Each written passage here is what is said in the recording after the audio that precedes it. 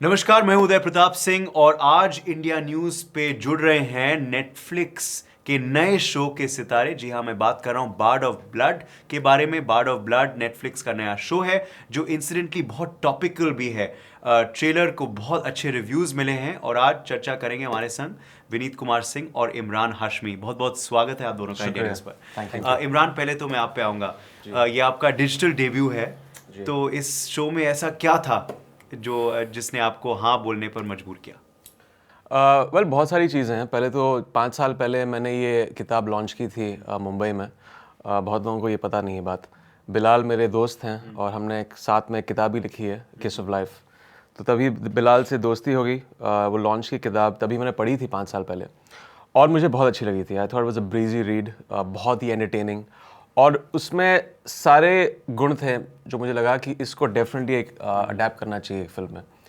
फिर ये चर्चा भी शुरू हो रही थी 2017 में कि रेड चिलीज़ ने किताब को सोच रहे हैं कि इसको अडेप्ट करें। फिर नेटफ्लिक्स आ गया साथ में और एक टीवी सीरीज़, ओरिजिनल सीरीज़ बन गई। तो मैं बहुत ही एक्साइटेड था क्योंकि मुझे कबीर आनंद का कैरेक्टर बहुत पसंद था। जो कॉन्टेक्स्ट था किताब का, आई फेल्ट कि बहुत ही इंटरनेशनल है सब्जेक्ट, बहुत रेलेवेंट है। बस ये चाहती कि मैं नेटफ्लिक्स शो में काम करूं। विनीत, आप बताइए ज़रा अपने किरदार के बारे में और आपकी क्या वजह थी कि आपने हाँ इस शो को बोला, क्योंकि ये आपका भी डिजिटल डेब्यू है। बहुत बेहतरीन काम आपने, बहुत बेहतरीन अभिनय किया है बड़े पर्दे पे, मगर डिजिटल स्क्रीन में क्यों आए आप? कई सारी चीज़ें थी। एक, मैं ये चाहता था कि OTT प्लेटफॉर्म पे कुछ अच्छा काम करूं, तो बहुत सारी चीज़ें आ रही थी, लेकिन यहाँ काफ़ी सारी बातें थी। एक, Netflix, red chillies, Shahrukh Khan sir,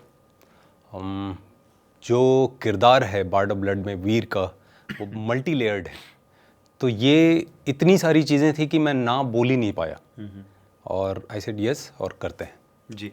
क्या आपकी बात हुई है बिलाल से, क्योंकि आप जैसे बता रहे हैं कि वो आपके अच्छे दोस्त हैं, कि ये इत्तेफाक की बात है कि ये जब बुक जो है, ये किताब जो है, वो शो बन रही है, तो ऐसा माहौल भी है जो which has made the show very topical.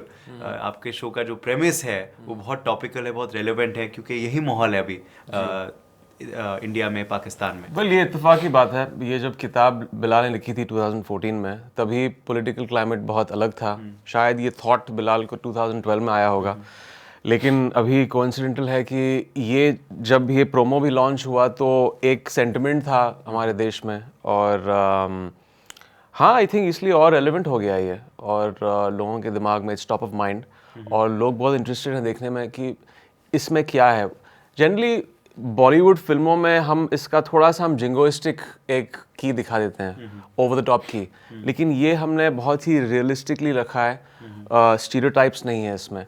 तो आई थिंक ये एक रिफ्रेशिंग बात है इस शो को लेकर। क्या आपको भी लगता है ये आपके शो के लिए फ़ायदेमंद भी है? क्योंकि अभी लोग चर्चा कर रहे हैं, बलूचिस्तान का नाम जो है वो इतना चल रहा है पूरे विश्व में। भारत के प्रधानमंत्री ने भी बलूचिस्तान का जिक्र किया था अपने इंडिपेंडेंस डे स्पीच में।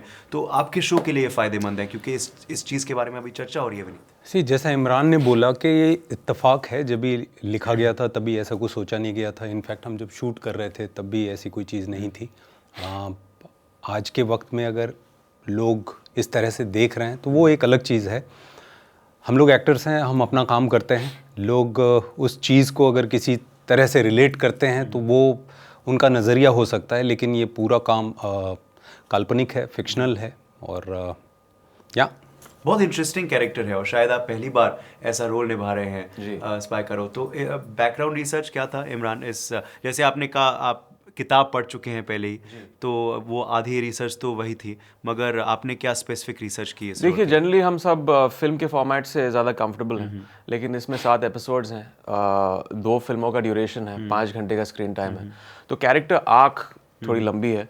बस एक बिगनिंग, मिडल और एंड लॉक करना था और उसके इर्द गिर्द हमें कैरेक्टर को प्ले करना था और उसके बीच में न्यूएंसेस प्ले करने थे।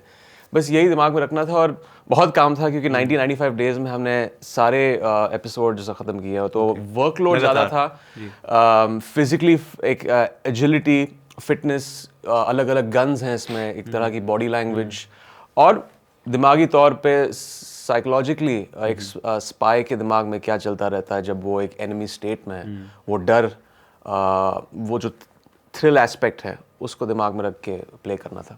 नहीं, ट्रेलर में एक्शन तो बहुत ज़्यादा ज़बरदस्त तो है ही विनीत, मगर जो आपकी शूटिंग थी वो काफ़ी रियलिस्टिक लोकेशंस पे की गई है, शायद राजस्थान के भी कुछ क्षेत्रों में गए थे आप, तो क्या वो हेल्प करता है एक्टर को सीन में एंटर करने के लिए, अपने रोल में एंटर करने के लिए, कि लोकेशंस जो हैं वो बहुत रियलिस्टिक हैं? बहुत ज़्यादा, बिकॉज हम लोग एज एन एक्टर अपनी प्रिपरेशन करके आते हैं, और अगर लोकेशन वैसी है जो कहानी की डिमांड है तो वो एक्टर को उसमें जंप करने के लिए बिल्कुल बहुत सपोर्ट करती है। और बहुत काफ़ी ऐसी जगहों पे शूट किया गया है। इनफैक्ट हम लोग जब लद्दाख में शूट कर रहे थे, इट वाज -10 और समथिंग लाइक दैट, और लद्दाख को लद्दाख नहीं दिखाना था, तो ऐसी लोकेशंस ढूंढी गई थी जो कैप्चर ही नहीं हुई है कैमरे के थ्रू। तो वो एक चैलेंज था, लेकिन बहुत मज़ा आया, और ये चीज़ें सपोर्ट करती हैं। जी बिल्कुल। और ऐसा क्या है इमरान नेटफ्लिक्स के बारे में और डिजिटल स्पेस के बारे में कि आजकल it's trending in the country, कि आजकल शाहरुख खान की रेड चिलीज़ भी नेटफ्लिक्स के लिए शो बनाना चाहती हैं, कि इमरान हाशमी जिन्होंने बहुत कमर्शियल हिट्स दिए हैं बॉलीवुड में, वो भी आज नेटफ्लिक्स में आए हैं। ऐसा क्या है इस मीडियम के बारे में which has made it the talk of the country? I think अलग अलग कॉन्सेप्ट्स को एक्सप्लोर करने की चाह जो है एक्टर्स में, ये उस चीज़ को सेशिएट कर रही है, क्योंकि फिल्म जब आप रिलीज़ करते हैं तो क्योंकि वो बॉक्स ऑफिस नंबर्स उस चीज़ को डिक्टेट करती हैं, तो प्रोड्यूसर्स, राइटर्स, क्रिएटिव लोग थोड़े सेफ प्ले करते हैं इसमें, और वो अच्छी बात नहीं होती है। उसी रूल्स की सीमित वही बाउंड्रीज में हमें खेलना पड़ता है। लेकिन नेटफ्लिक्स में क्योंकि एक वर्ल्ड वाइड ऑडियंस है, 190 कंट्रीज, 150 मिलियन सब्सक्राइबर्स हैं नेटफ्लिक्स के पास, तो हम उस क्रिएटिविटी को एक तरह से फ्रीडम दे सकते हैं, and we can really test it, और अलग अलग सब्जेक्ट्स और कैरेक्टर्स को एक्सप्लोर। मगर कुछ लोग उससे संतुष्ट नहीं हैं, कुछ लोग खुश नहीं हैं, कुछ लोग कह रहे हैं कि बहुत ज़्यादा आज़ादी दे रखी है, सेंसरशिप लाया जाए, सेंसर बोर्ड हो नेटफ्लिक्स के लिए भी, डिजिटल ऑडियंसेस के लिए भी, तो उस पर आपकी क्या राय है? वेल, वो कन्फॉर्मिस्ट्स हैं। आई थिंक कोई भी कन्फॉर्मिस्ट यही चाहता है कि कोई भी चीज़ पहली बार ना हो, तो मैं बहुत खुश हूँ कि ये पहली बार हो रहा है, और क्योंकि सेंसरशिप ने एक तरह से स्टाइफल किया हुआ है हमारे सिनेमा को, लेकिन यहाँ पे we are getting that room to fly and do things that we want to do, जो हमें सिनेमा में नहीं मिल रहा था। और मैं बहुत खुश हूँ कि नेटफ्लिक्स में वो बात नहीं है, कि वो क्रिएटिविटी को एक्सप्लोर कर रहे हैं, और अलग अलग subjects, it's no holds bound. Okay, एक सवाल मैं ज़रूर पूछूंगा आज के सिचुएशन के बारे में, काफ़ी तनावपूर्ण वातावरण है, तो राजनीति में तो जाएंगे नहीं आपके संग, because that's a very specific topic, मगर आपको क्या लगता है कि आर्टिस्ट को भी इस दायरे में आना चाहिए, आर्टिस्ट और स्पोर्ट्स को, उनको भी पॉलिटिक्स में पढ़ना चाहिए, पॉलिटिक्स में, देश के पॉलिटिक्स में, इंडिया पाकिस्तान के पॉलिटिक्स में?